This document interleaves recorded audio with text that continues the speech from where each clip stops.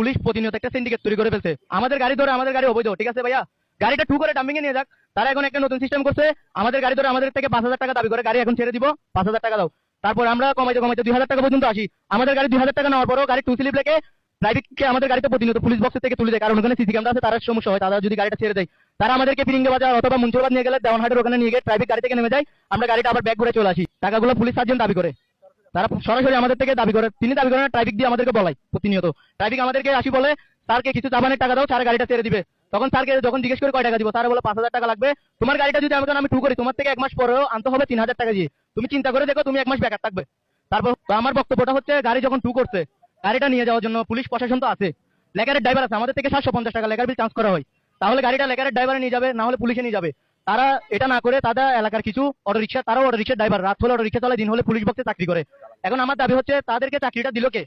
তারা তো class 3ও pass করে না আমার জানা মতে। ব্যাটারি, ও যদি এত শিক্ষিত হতো, উচ্চ শিক্ষিত হতো, ব্যাটারি রিক্সা কেন চালায়?